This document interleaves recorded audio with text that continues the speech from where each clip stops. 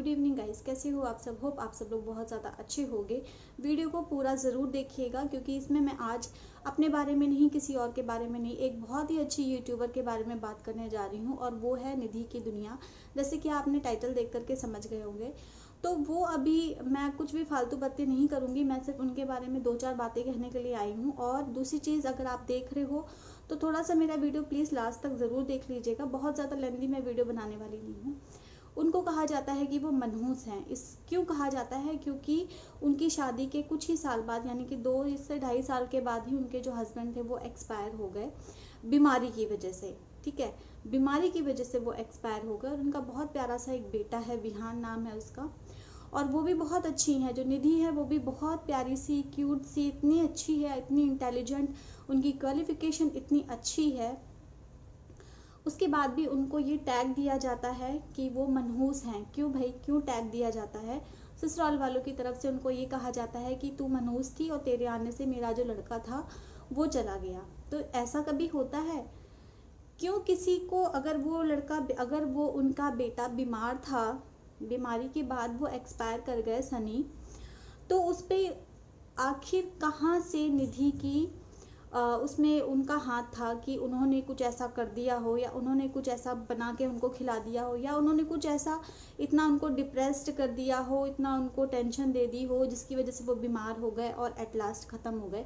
कौन सी ऐसी लड़की होगी जिसकी लव मैरिज थी, जो कॉलेज से एक दूसरे को पसंद करते थे और उसके बाद वो साथ में रहने के सपने लेके आई थी, ना कि ये सपना देख के आई थी कि मैं जाऊँगी और जाकर मैं इतना कलेश मचा दूँगी घर के अंदर कि कुछ ऐसा मेरे साथ हो जाएगा। ऐसा कोई लड़की सोच के जाती है? नहीं सोच के जाती है ना। लेकिन फिर भी एक लड़की को ये टैग दे दिया जाता है कि तू ऐसी थी तो तेरी वजह से ऐसा हो गया। मैं आपसे एक बात पूछना चाहती हूँ कि जब एक औरत जब वो माँ बनती है तो महीने के बाद, 2 महीने के बाद, 4 महीने के बाद उसका बच्चा उससे बन जाती हैं, जिनकी वजह से जो बेबी होता है वो एक्सपायर कर जाता है, या फिर माँ होती है वो एक्सपायर कर जाती है। जब कभी कभी ऐसा भी होता है कि बच्चे को जन्म देते टाइम माँ ख़त्म हो जाती है या बच्चा ख़त्म हो जाता है, तब ये कहा जाता है कि माँ मनहूस थी, नहीं तो ये बच्चा मनहूस था। मनहूस बच्चा आते ही अपनी माँ को खा गया, और माँ मनहूस थी, जो बच्चा पैदा हुआ और मर गया। तो ये सारी चीज़ें मनहूसियत से क्यों जोड़ी जाती हैं? क्यों नहीं वहाँ देखा जाता है कि हाँ, मेडिकल लाइन से रिलेटेड उसको ये प्रॉब्लम थी, इस वजह से अगला इंसान चला गया।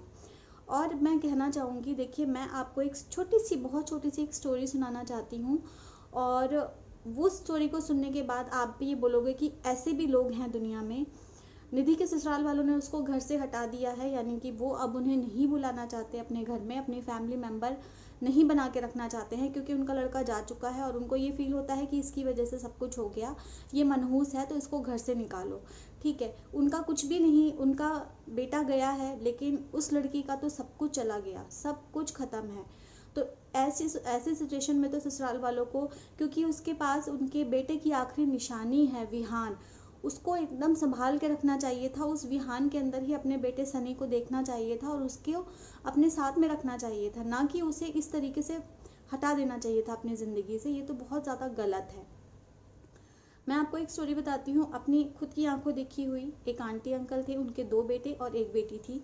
सबसे बड़ा जो बेटा था उसकी शादी नहीं हो रही थी, हो रही थी, पॉलीटेक्निक वो कर रहा था, बट उसको क्या था, लड़की पसंद नहीं आती थी। तो वो बहुत ना इधर उधर, मतलब बहुत सारी लड़कियां उसने देखी, बट उसको पसंद नहीं आई।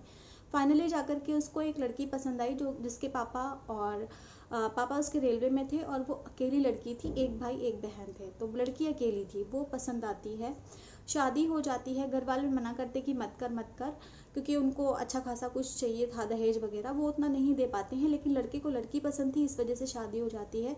शादी के साल भर नहीं होते हैं गाइस, साल भर नहीं होते हैं। यहाँ तो फिर भी उसको 2-2.5 साल हो गए थे, साल भर नहीं होते हैं। और साल भर के अंदर यानी कि 6 से 7 महीने होते हैं, और दिवाली के नेक्स्ट डे वो लड़का एक्सपायर हो जाता है, क्योंकि वो गाड़ी से उसका एक्सीडेंट होता है और ऑन द स्पॉट वो लड़का ख़त्म हो जाता है। ठीक है, चलो, बहुत लोगों ने ये सब बोला कि मंगली है लड़की, 6 महीने नहीं हुए और वो लड़का ख़त्म हो गया, ऐसा है वैसा है, अब इसको जो इसका बनता है इसको दे दो, इसको निकाल दो घर से, अब मत इसको रखो। लेकिन वो ससुराल वाले, जो कि गांव से बिलोंग करते थे, बहुत ज़्यादा पढ़े लिखे नहीं थे, उसके बाद भी उनको ये था कि नहीं, हमारी बहू है, हम इसको अपने साथ में ही रखेंगे।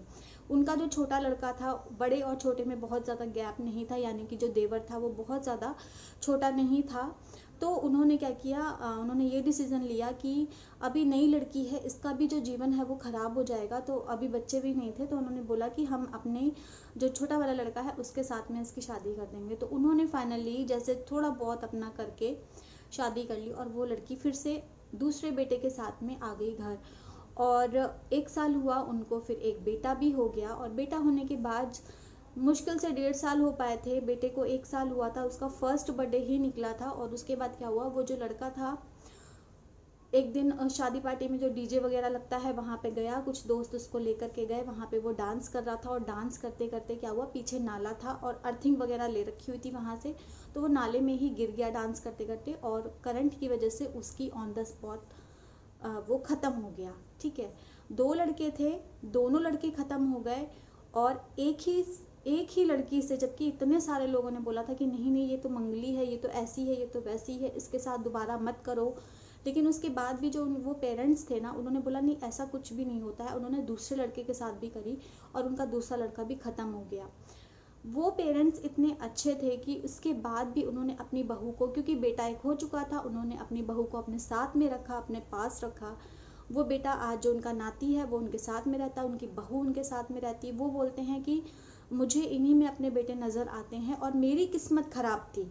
उस लड़की को दोष नहीं देते हैं वो पेरेंट्स, वो बोलते हैं हमारी किस्मत ख़राब थी, जो हमारे 2 लड़के थे हमने पाल पोस के इतने बड़े किए, वो हमारी किस्मत में ही नहीं थे, तो जब हमें सुख का टाइम आया तो वो चले गए। ठीक है, तो अगर हमारी किस्मत में सुख लिखा होगा तो मेरी बहू से मिलेगा, मेरे नाते से ही मिल जाएगा, लड़कों से नहीं मिला। तो वो अपने आप को दोष देते थे, नहीं कि मतलब उस लड़की को दोष देते थे। आप सोचो कितनी बड़ी बात है। तो इस टाइप के लोग भी दुनिया में होते हैं। तो बस मैं यहाँ पे इतना कहना चाहूँगी कि देखिए, कोई भी औरत मनहूस नहीं होती है, कोई भी लड़की मनहूस नहीं होती है, सब अपनी किस्मत लेकर के आते हैं और किस्मत की वजह से ही चले जाते हैं। जिसकी जैसे लिखी हुई है उसकी वैसे आ जाती है। किसी की 6 महीने नहीं बीतते हैं और हो जाती है तो भी लड़की को दोष दिया जाता है। तो उसी जगह अगर लड़की ख़त्म हो जाती है 6 महीने के अंदर तो लड़कों को दोष नहीं दिया जाता है, हमेशा लड़की को ही दबाया जाता है। तो बस मैं निधि से इतना कहना चाहती हूँ, आप सबसे भी इतना कहना चाहती हूँ, देखिए सोच बहुत पुरानी हो चुकी है, अब इनसे बहुत आगे निकलना है। निधि इतनी इंटेलिजेंट है, उसकी आप बातें सुनोगे, आप उसका वीडियो देखना जा करके, इतना मोटिवेशन मिलता है उसके वीडियो से। वो इतने अच्छे अच्छे टॉपिक्स पे बात करती है, इतने अच्छे अच्छे टॉपिक निकाल के लाती है कि वाकई मतलब एक नज़र हटती नहीं है। मैं उसकी वीडियो डेली देखती हूँ, जितने भी वो वीडियोस डालती है मैं उसके सारे वीडियो देखती हूँ। मैं उस पर कॉमेंट करूँ या ना करूँ, जहाँ पे मुझे ऐसा लगता है कि नहीं इसको ज़रूरत है, इसको स्ट्रांग होने की ज़रूरत है, वो लड़की भी डिप्रेशन में है क्योंकि उसके साथ इतना बैक टू बैक होता चला गया। सबसे पहले उसके हस्बैंड चले गए जिसको वो इतना प्यार करती थी, उसके बाद ससुराल वालों ने गलत बहुत सारे आरोप उसके ऊपर लगा के उसको दूर कर दिया। फिर पोल पट्टी खोल देंगे तो ये कर देंगे तो वो कर देंगे, ये धमकियां अलग से लोग देते हैं, जो कि वो खुद ही अपनी सारी जो भी, देखो हर ताली हमेशा मतलब गलती हमेशा एक की नहीं होती है, दोनों की होती है, ये बात माननी पड़ेगी कि हर चीज़ का अगर एक्शन होता है तो उसका रिएक्शन भी होता है। कोई भी इंसान जब डिप्रेस्ड हो जाता है तो डिप्रेस्ड होने की कोई ना कोई वजह होती है और बहुत स्ट्रॉन्ग वजह होती है।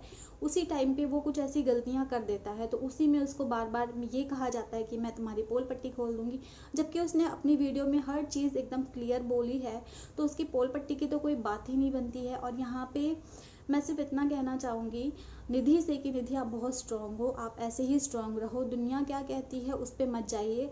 अगर आपके हेटर्स हैं तो आपको प्यार करने वाले, आपको समझने वाले उनसे ज़्यादा हैं, लाखों की संख्या में हैं। अगर वो 100 की संख्या में हैं हेटर्स, तो प्यार करने वाले लाखों की संख्या में हैं आपको। और आप वाकई में बहुत स्ट्रांग लेडी हो। आपको अपने विहान के लिए, अपने मम्मी पापा के लिए, जिन्होंने आपको सपोर्ट दिया है इस टाइम पे, उनके लिए आपको आगे बढ़ना है। आप ऐसे ही आगे बढ़ते रहिए और बिलीव मी एक दिन आप बहुत अच्छे मुकाम पे पहुंचोगे।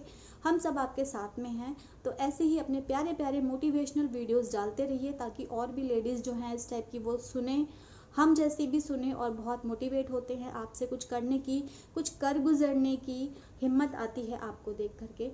तो बस ये वीडियो को करती हूँ यहीं पे एंड। पता नहीं आपको अच्छा लगा है या नहीं लगा, अगर थोड़ा सा भी पसंद आया तो लाइक शेयर कर दीजिएगा और अगर चैनल पे न्यू हो तो सब्सक्राइब ज़रूर कर दीजिएगा। चलिए मिलते हैं अपने नेक्स्ट वीडियो में, तब तक के लिए thank you so much for watching guys, bye bye, take care.